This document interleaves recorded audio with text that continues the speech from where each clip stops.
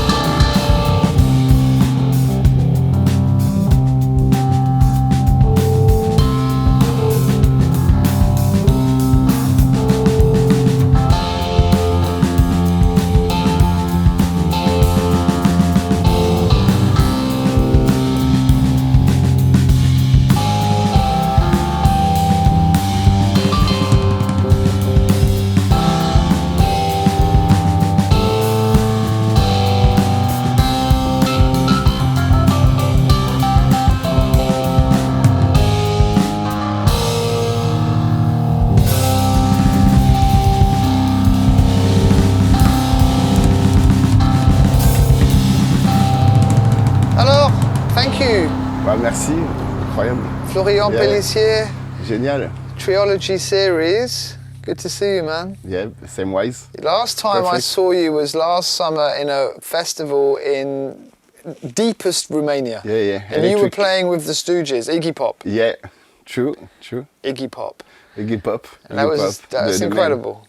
And you did an Iggy Pop song for us today. Yeah, because you asked. I wouldn't know because it was like a jazz setting, and I know Iggy is really like a jazz big fan, but I wouldn't think of it until you came in the room and say, "Hey, Florian, do you want to play any Stooges song for us today?" And I say, "Oh, okay, fuck, let's do this."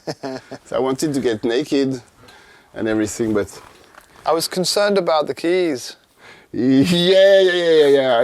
You got a bit. I'm sorry. Yeah. I thought of it while I was doing it, but I mean, it's fucking Iggy Pop, you have to go for it. You have to go for it. I'm sorry for your brand new Rhodes. I hope I didn't break anything. If I had, you have to send the bill to the label. Franck Descolos is here, so he's going to take care of all the repairing and stuff. I'm sure Rhodes will do that for us. Okay. Yeah, Nice. and how did you think of it? What did you think? It's beautiful. And if you can give my number to Rhodes, I will be happy to play this gear all my life on stage. Effects and everything you managed to. It's good. So what did you play for us Okay. today? So tell me about the trio, because basically you've got several groups, but you've mostly been concentrating on Cotonete recently. You're here in London for a show tonight at the Jazz Cafe, sold out show. Yeah. And obviously I followed you for years in different guises. I love your acoustic stuff, the quintet stuff. You've been working with people like Guts and Laurent Thomas, and of course Cotonete is a beautiful thing, which you're wearing the t-shirt. Yeah. Dingles, you played. Yeah, we played with you there. You brought the French funk vibe. Yeah. So maybe tell us a little bit about you, because you've got this, first of all, I'm fascinated by the French jazz sort of legacy somehow. Yeah. That's too big a story, but where did you come in and how did you get the kind of, because you went to America, right? Yeah. I studied 2 years in the New School University in New York. Mm-hmm. And I was really lucky because it's a super nice school with like amazing teachers like Kenny Barron, Kenny Werner, I don't know, like so many good drummers and historical saxophone players like Dave Liedman is a teacher there. I mean, I had like some really amazing like legacy guys, So basically you got the New School and you got Berkeley, but a lot of people go to New School now, like Robert Glasper went there. Exactly. So I was like, we were like schoolmates. I met the guys, and they were kids, I met all the guys like the Strickland brothers, Laurent Thomas, Robert Glasper, Bilal, Grégoire Marais, all those like amazing musicians. And it was the end of the 90s, and internet, YouTube and stuff was not so big. So, and I never went to USA before. I never went to New York before. So I came straight to the school. And so at the time you had only the albums from the people recording there. And like Brad Meldo was just out from the school. So for piano players, he was like the best guy. So for me, I thought, oh, okay, Brad Meldo was there, so I'm going to go to this school and maybe I'm going to play like him, Which didn't really happen, but I mean, already I practiced. Yeah, but I mean, look, it's not so straightforward for a French boy to be getting into a school like that. Yeah. How did you get in? I got in because a friend of mine, a bass player, I was playing with in Paris. Unfortunately, his name is Yves Bittard, and he just lost his dad. So he got inherited like some money, and he wanted to change his mind and stuff. He said, "Okay, I'm gonna like pay myself like a big university in New York." And he found this place, and I knew Bright Meldo was out of it, and he told me, "Florian, do you want to come to study in New York with me?" And I was like, "That's big, but maybe let's make it happen." So I called my dad and I called the bank, and we did like a student loan and stuff. And so I went there for 2 years. Incredible. Did you have to pass the test to get in? Yeah. You have to, when you're from abroad, you have to send them, it was a CD at the time, like an audition tape. So you have to make 3 jazz tracks, like a ballad, a medium swings, and an upswing track. Solo or? No, trio. Because if you're like a bass or piano player, you play trio. And I got really lucky because my girlfriend at the time, she was friend with an amazing French Ivory Coast drummer whose name is Paco Seri, who was playing with Sixon, I guess, and at the time he was playing with Joey Zawinul, so he was in the Zawinul Syndicate, was the drummer of Joey Zawinul, and by my girlfriend I met him one night in a club, but I was just like a really young piano student. I knew like maybe 10 standards, and we needed a drummer to make the trio session, so I met him in a bar at that time, in a jazz club. And I think, I don't know, I had guts, you know.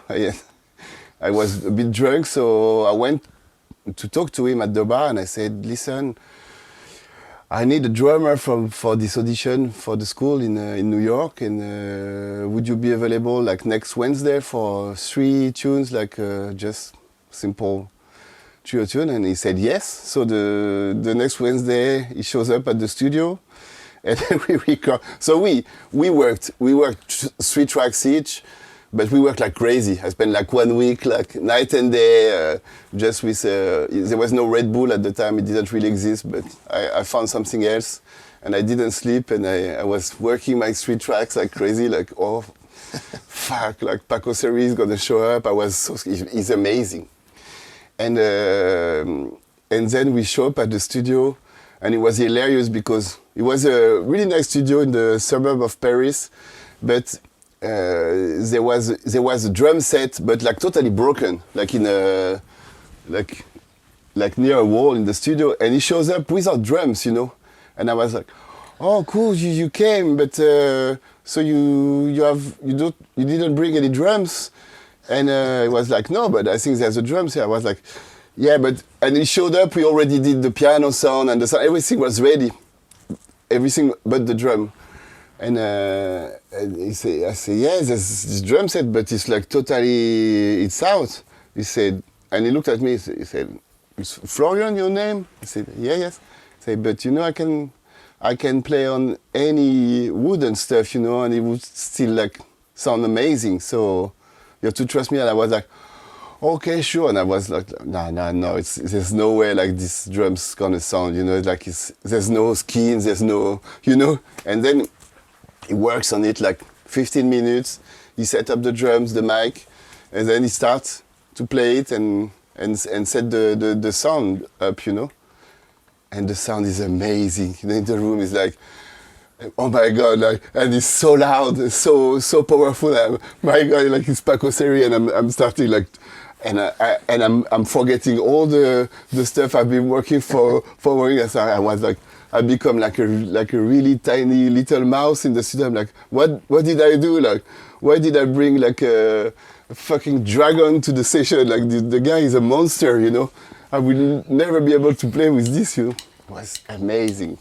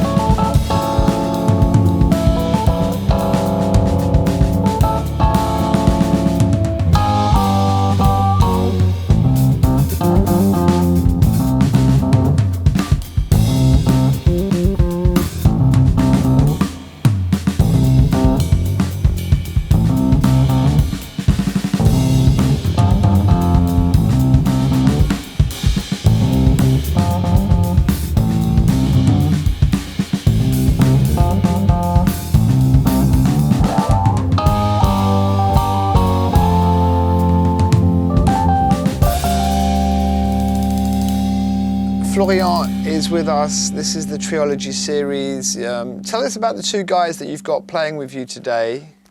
It's a small version of Cotonete, but you've done stuff with these guys for quite a while. Who's playing drums? It's David Georgelet, who is also the drummer of my quintet. So we've been part of these two projects together for 20 years now. So we slice our schedules between like acoustic jazz with the quintet, and we go more funky with Cotonete.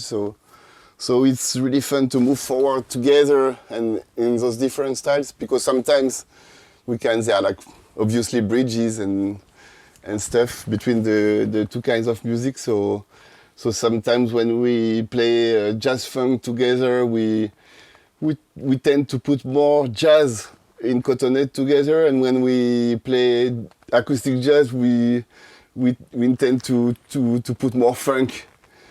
I mean, I heard this thing one day, but I think it's a really, for me, I mean, it helps me to play, to think more funky when I play jazz, and sometimes to think more jazz when I play funk, and it gives like more grasp and I don't know, you know. Yeah.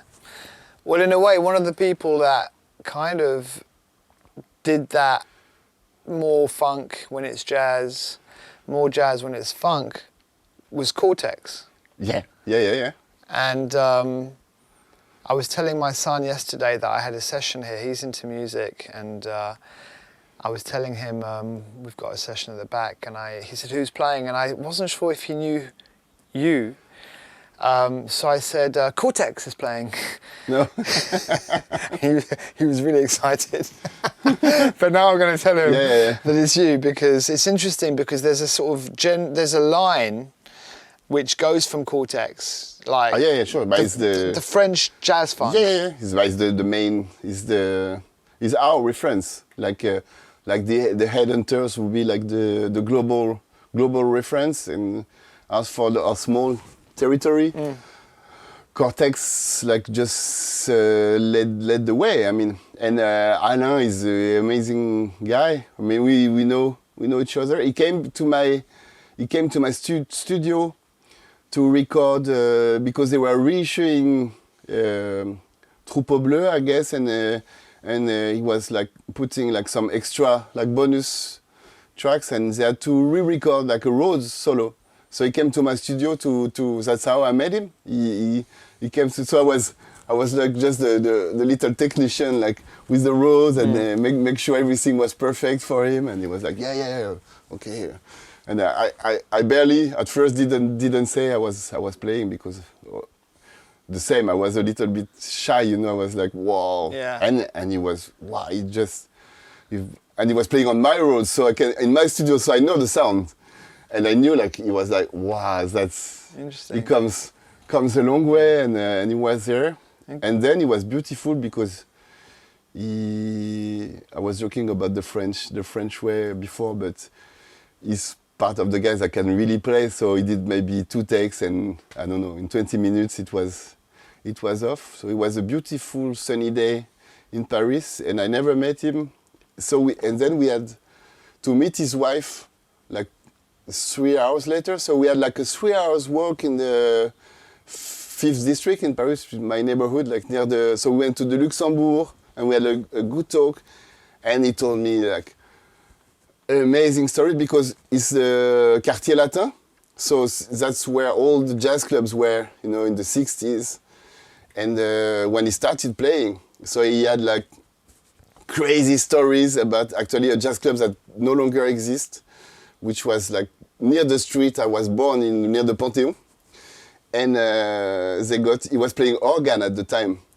And it was like a trio with guitar and drums, and like organ, guitar, jazz trio.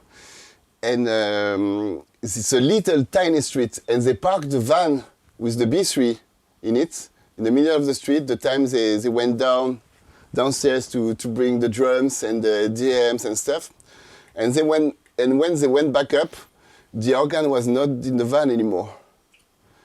And he never knew, nobody knew, and it's a B3, you know, like a B3 is maybe 400 pounds, I don't know, and it just disappeared completely from the van, and he never found it back, and he never knew. So their guess is like the thieves, they just put it in a building like that was just right close, but they never found the door, they never found the organ never reappeared in the story of music. Is somewhere, I don't know.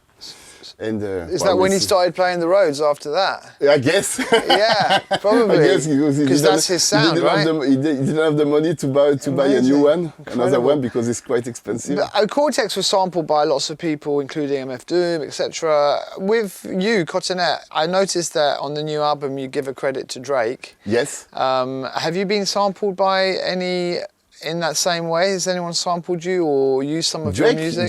Drake sampled Cotonete, but the album before this one, it's the album we did with Dimelo. Oh yeah.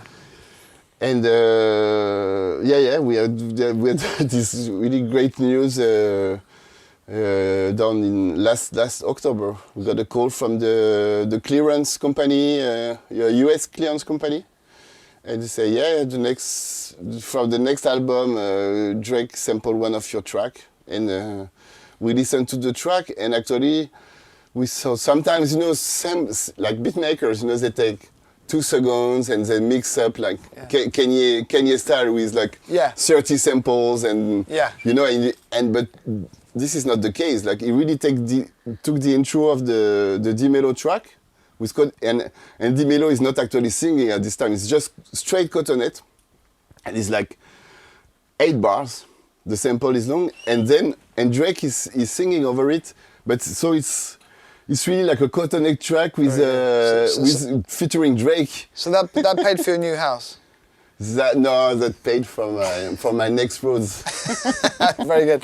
But funnily enough, I think the same record, Norma Winstone, the English jazz singer, they took a piece on Drake's album. They took a minute-long piece of an album she recorded on ECM with her group Azimuth. Not the Brazilian Azimuth, the other Azimuth with Kenny Wheeler. Okay. And and it just appeared on his album as like a piece of music. He didn't even mess with it. He just kept it. He just took it. I know. He's used to it. I heard an interview of Chidi Gonzalez telling the story when he just released like a piano solo album, and Drake, like the 6 months after, released an album, and the last track of Drake's album is actually one track of Gonzalez album that he put entirely on the album without singing over it. So it's exactly the same track, and he changed the name, and he released it without calling, without asking. Have you told Kendrick Lamar yet? No. He'll take that. No, but Chidi Gonzalez, he's telling the story, and he's really smart because you could sue the guys, You could. It's funny how these guys, they have like Kendrick and Drake, they find these very interesting European musicians. I think Kendrick had Duval Timothy do stuff on his last album. But have you heard about this kind of? And because whose side are you on? That's that's a tough one. No, I don't want any problems with any gangs. No, I don't want. I don't want. No, but the thing is like, I'm closer to Drake now because we kind of, even if I didn't really have the choice, and I just had to say yes, because of course. But listen, man, it was a lot of money. It is funny though that But I'm more. You don't need to answer that. No, but I listen more to Kendrick's music. I can imagine that as well. I can imagine that. But I got a little bit more into Drake lately, just to see what's happening. I get it.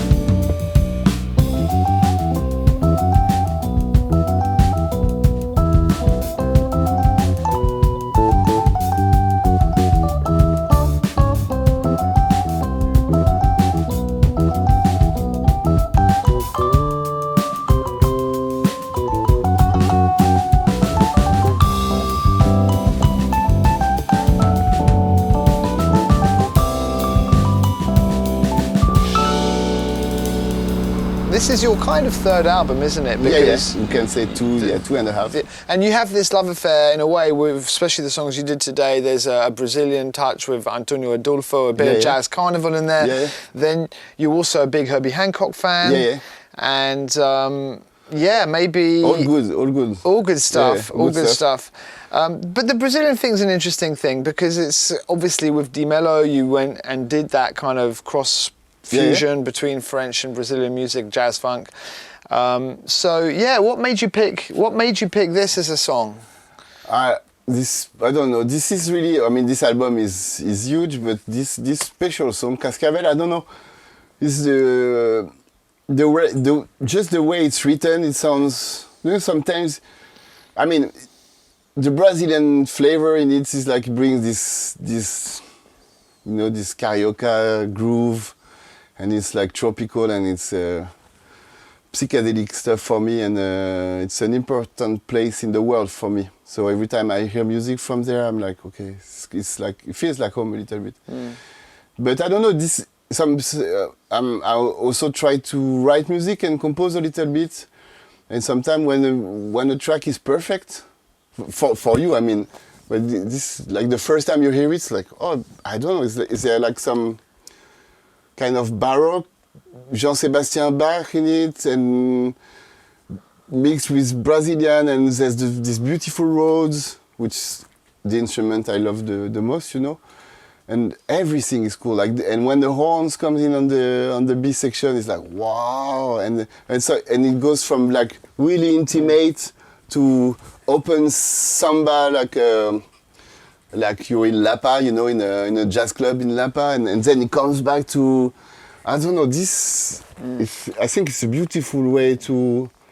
I think so, like he's just a great composer, and and the sound of the album is perfect. But one of the things listening to you talk and reading a previous interview that I saw that you'd given was you were talking about how you were influenced by DJs. Yeah. And in a way, the way I hear you curate the music you make and the songs that you compose, it's beyond a certain rigid sort of jazz approach. I feel that you've got this real kaleidoscopic influences and you're listening to a lot of stuff. And I've seen you out listening to DJs, and of course you work with Dimitri on the first Cotonete stuff, right? So where does DJ culture fit into your space? Because I was born in the 70s, so all this music and the blue note stuff from the 60s, and eventually the psychedelic stuff, the funk stuff, the jazz funk stuff from the 70s, I think I heard it. And the Stevie Wonder stuff,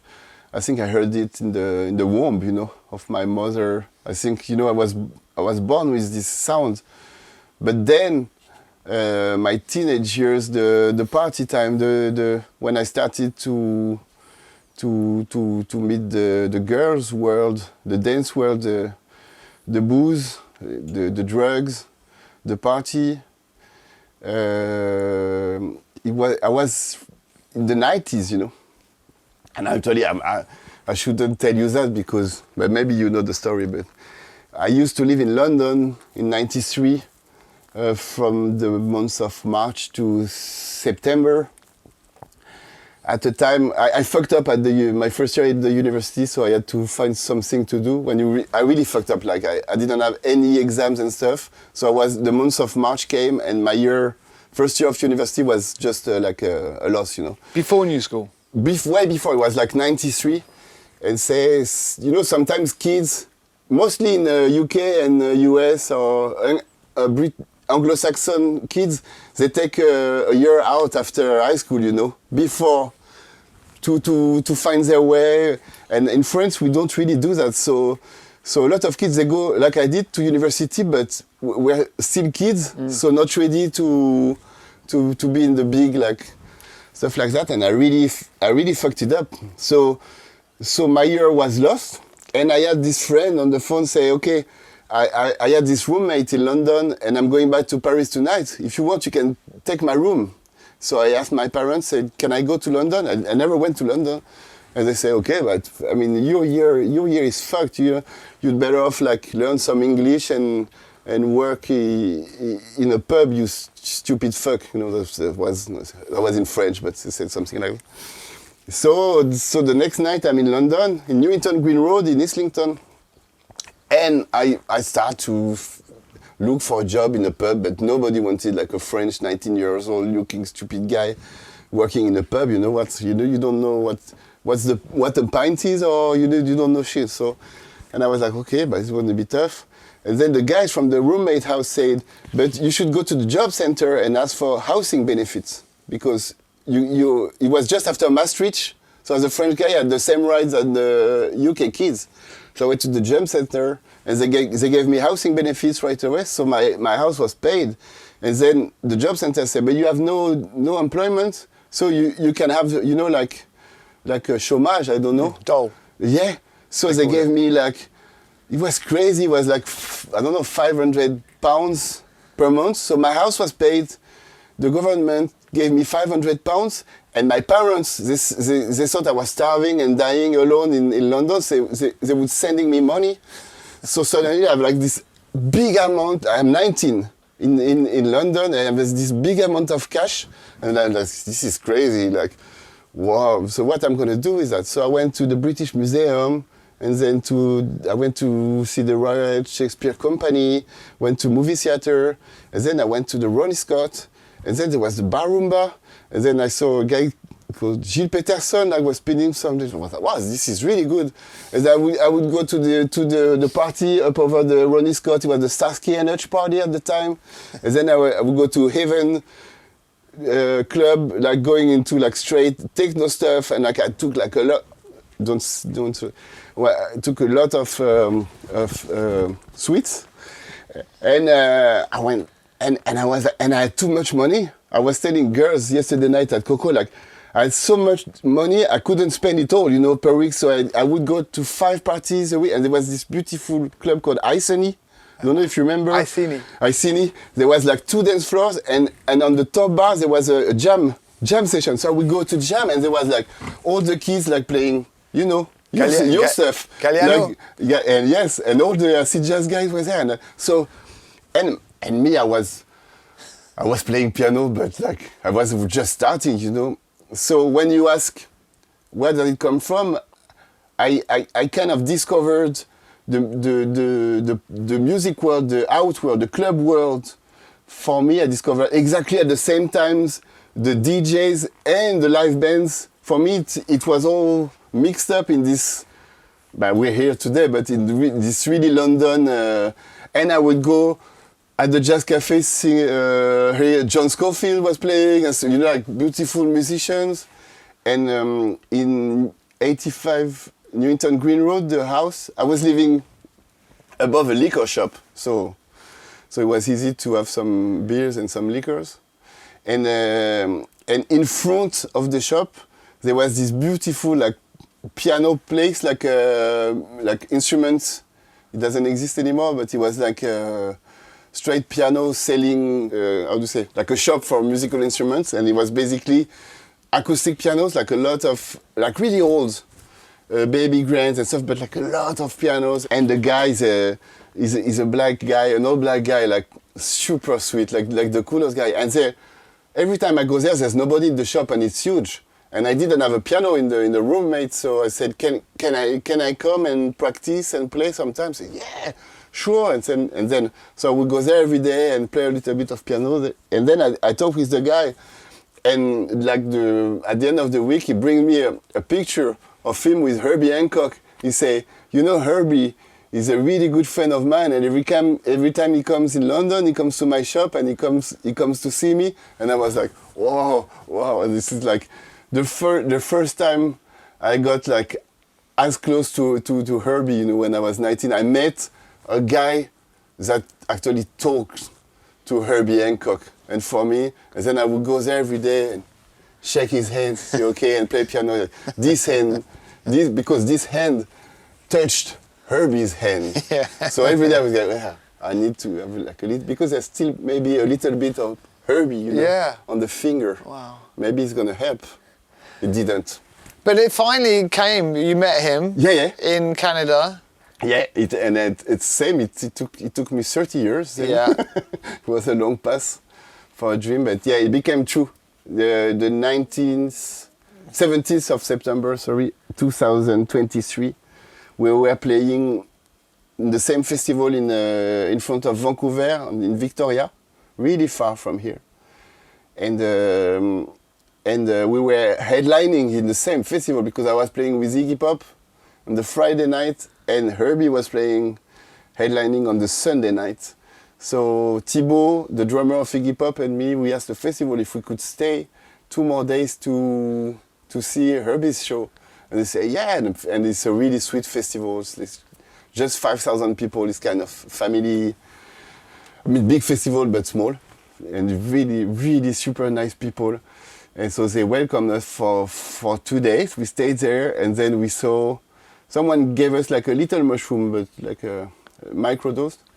And we saw Herbie's show, and it was 6 p.m. in the afternoon, and it was like the most fabulous day in my life. And then everybody in the festival knew that we wanted to meet Herbie, and Paul is a British guy, the manager of Herbie, really nice. He came to see Thibaut and I first. He went backstage in the festival, and he said, guys, can I ask you something? And I was like, no, I'm supposed to ask you something. I want to meet Herbie. Yeah, I know. I have to ask you something. I say, wait, what is it? I'm like the biggest Iggy Pop fan. Can I take a picture with you guys? And I was like, wow, this is like a dream, you know. I'm like the manager of Herbie Hancock. He's asking me to have a picture with him. I was like, okay, sure, do the picture. And then Herbie came, and I touched him like that, and we took this picture. And the mushroom is still kicking it a little bit, but not too much. And I was like, I didn't know if I was dreaming. No words came out of there. Isn't it great?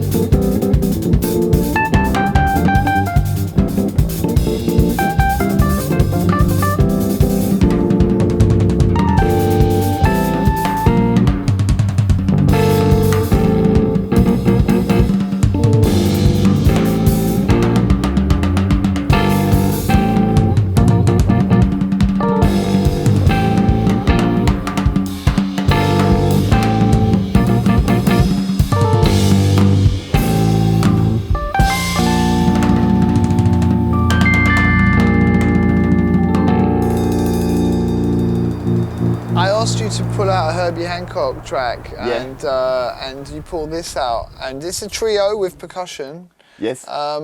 It's funny because it's a track here, Succotash, the track. Yeah. Oh, yeah, That's a track which connects you and me in a way, because when I'm doing a DJ gig and I want to make sure the crowd is on side, I usually play Succotash.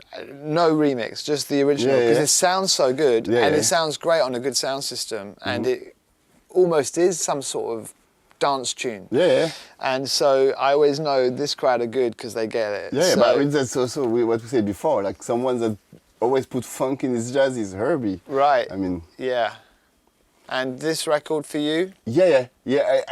I'm also this track, Jump Ahead, the other track, is for me is really funny because it's really a game, because the composition of the track is, I love Herbie sometimes because sometimes I'm an escrow, we can say that, I don't know the term in English, but sometimes you have to go like really quick in the studio, you have to find an idea and you didn't have time to really write some music before the session, or you need one more tune. And Herbie is like super quick in finding like the good idea in the like last second. So he said, okay, let's do this track that he called Jump Ahead, which is actually not composed at all, because the purpose of the track is like 4 bars of what's the name, Paul Chambers giving like just a key on the bass, any key. So it's like free. He pick a note on the bass, and then they start blowing trio, and Herbie improvise on the note the bass player gives him. And then 16 bars later, they cut, and then he takes another note, and then he goes for 16 bar, and they travel like that. So it's kind of a free tune actually. But then you have the name of the composition. But if you look at the chart, there's nothing on it. You know, there's no notes, there's no bars. It's like just a white page.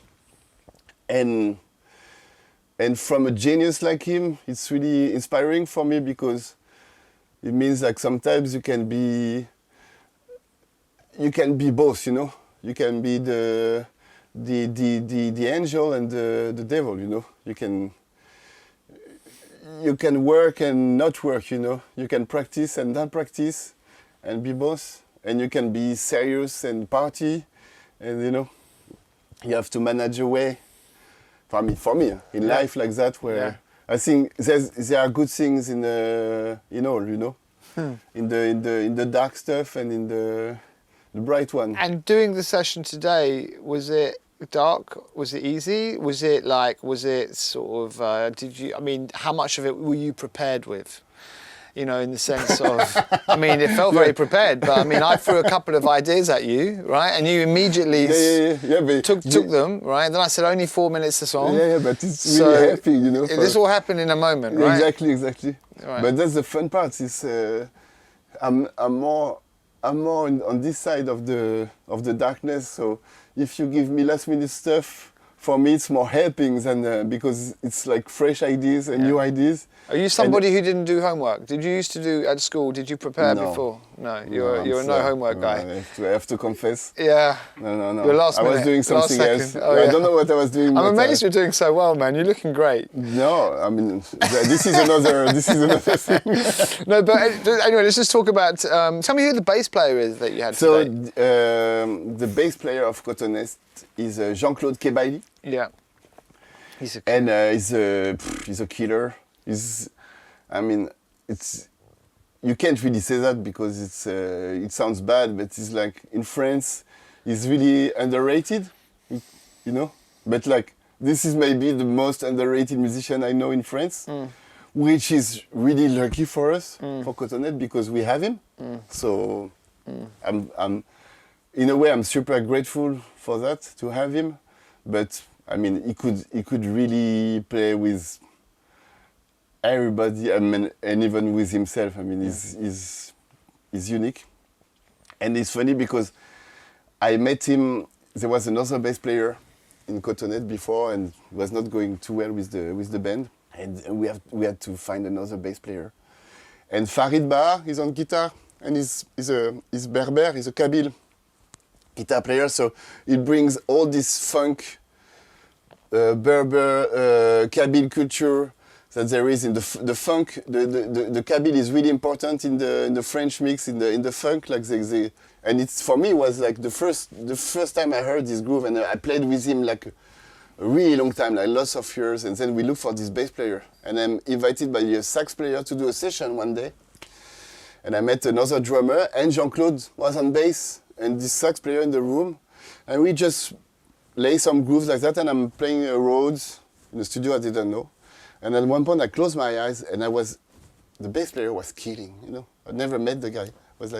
And I was almost not playing, just laying chords like that, and we listening to this beautiful bass, and wow, like, you know, when you meet like a guy for you, say, wow, he's fucking, like, he's a genius, this guy is like, and I was like, but he has like this, I know this groove, like, the rhythm where he played the notes and stuff, it reminds me of someone, but like, who is it? And I was playing at the same time and thinking, I was like, Farid.